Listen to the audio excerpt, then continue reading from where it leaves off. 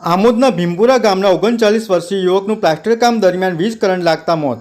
આમોદના Rana street વિસ્તારમાં સાંજના 4 કલાકે મકાનમાં પ્લાસ્ટર કામ કરતી વખતે વીજ કરંટ લાગતા યુવકનું મોત થયું હતું। દુઃખદ ઘટનાને પગલે પરિવારજનો તેમજ સ્થાનિકોમાં શોકની લાગણી ફેલાઈ હતી। આમોદ પોલીસે અકસ્માતે મોતનો ગુનો નોંધી આગળની તપાસ હાથ ધરી હતી।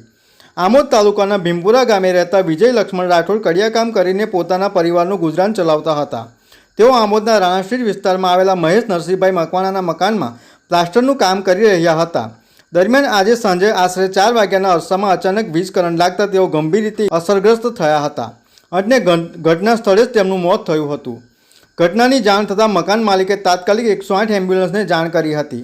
ત્યારબાદ વિજયભાઈને સારવાર માટે આમોદ સામૂહિક આરોગ્ય કેન્દ્ર ખાતે લઈ જવામાં આવ્યા હતા। જો કે હાજર તબીબે તપાસ કર્યા બાદ તેમને મૃત જાહેર કર્યા હતા। વિજય લક્ષ્મણ રાઠોડના પરિવારમાં તેમની પત્ની ઉપરાંત 2 દીકરી અને 1 દીકરો હોવાનું જાણવા મળ્યું છે। તેઓ પરિવારના મુખ્ય કમાનાર આધારસ્તંભ હતા। પરિવારનું ગુજરાન ચલાવનાર વ્યક્તિનું અચાનક મોત થતાં પરિવારજનો પર દુઃખનો પહાડ તૂટી પડ્યો હતો। આકસ્મિક ઘટનાને પગલે ભીમપુરા ગામમાં શોકનો માહોલ છવાઈ ગયો હતો।